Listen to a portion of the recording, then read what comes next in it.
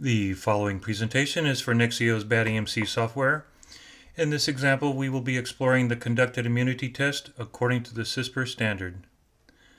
First off, let's look at the BAT-EMC software.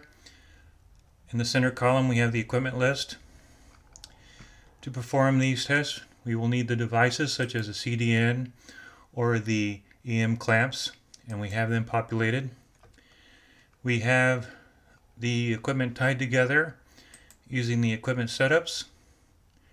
And if we look at a typical setup, here we have one for the calibration method for the CDN according to EN 61000-4-6. If we look at the signal generation path, indeed you can see the devices in the right measurement chain according to the standard. We monitor forward power, reflected power, and disturbance. The difference between the CDN test and the CDN calibration is that during the CDN test we do not monitor disturbance. Next, let's look at the immunity resources. First off, we have targets that are populated. This would have been done by the NEXIO personnel at the onset, but also customers are trained on how to add new targets as well as how to edit them. Another key item has to do with the regulation parameters. Let's look at the one for calibration. You will note that when regulating, we are allowed to deviate about 0.3 above, 0 below, so that we stay on target. Then we decrease the step by 6 dB.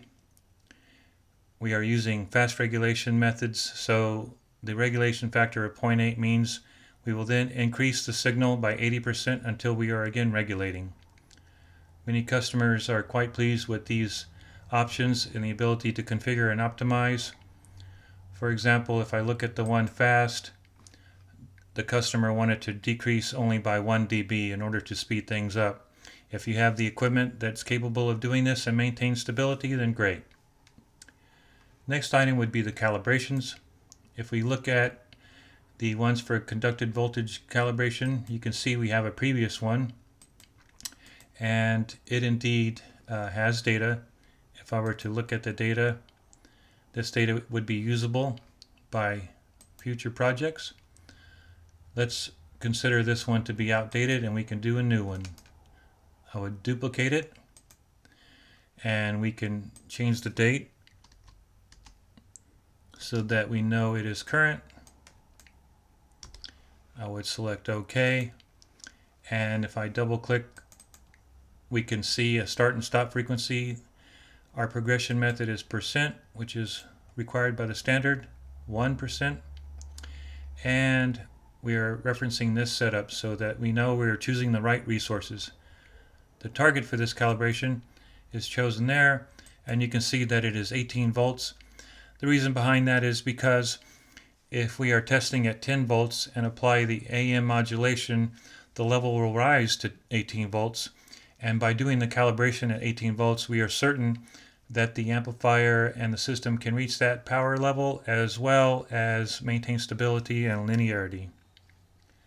Let's go ahead and click on that line and execute the calibration.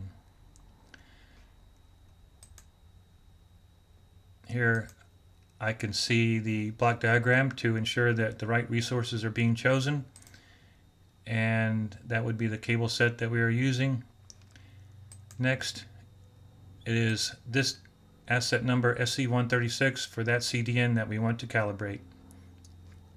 Okay.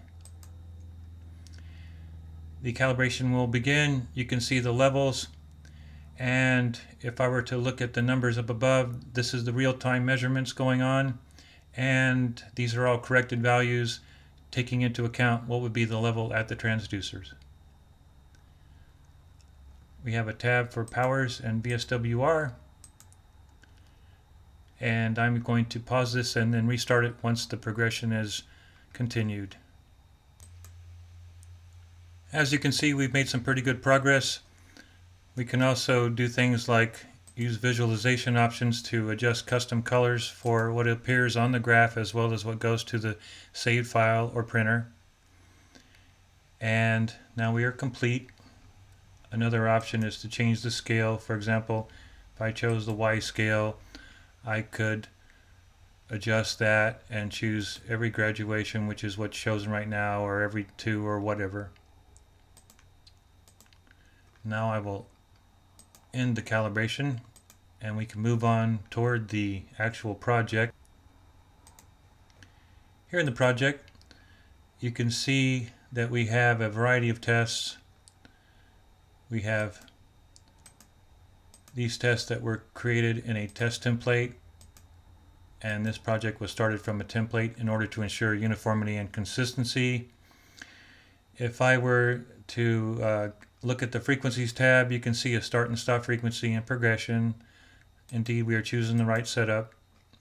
And as far as the procedure is concerned, open loop, I will now reference the new calibration, and it is going to be the 10 volt level,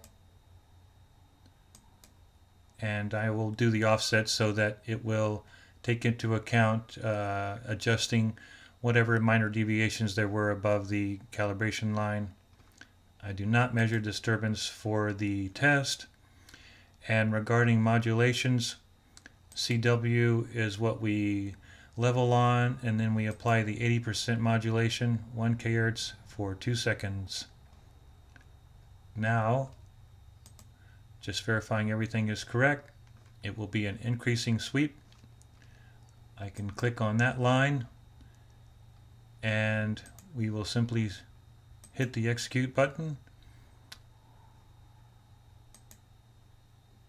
Once again, the block diagram will appear. You can see that the resources will match exactly what was done in calibration. I will select OK, and now the test will progress. You can see that we have a 10 volt target here and that we are generating RF. It is following the target. You can see the measured values up here, and if I look at the power tab and the other tabs, you can see that we are tracking the target. Just as before, I will pause and then restart toward the end. As you can see, I resume the test, and I'm going to hit the space bar. When I hit the space bar, it will allow me to enter a fault. I will now give it a new name, such as the second dropped packet, pretending that perhaps I'm monitoring an Ethernet cable or something like that. I will select OK to resume the test, and I will carry on in the automatic mode, and then it will finish the remaining frequencies.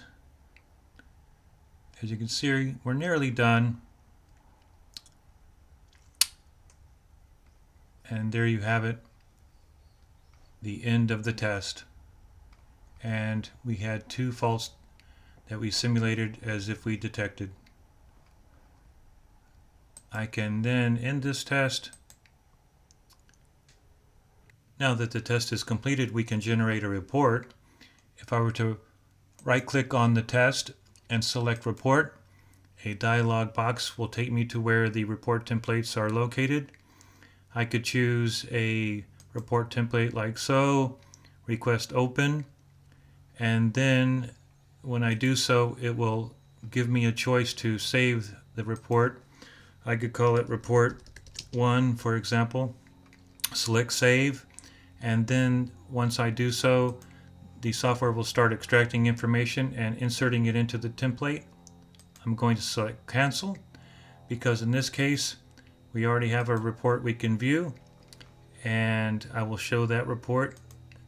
And then if I scroll down, you can see things like the faults that were detected, the equipment that was used, various details such as the levels, and I can scroll all the way down and it will show the results in simulation mode. This concludes the NEXIO presentation. Please be sure to check out our other presentations on other subject matter, as well as a variety of test cases. Thanks for your attention.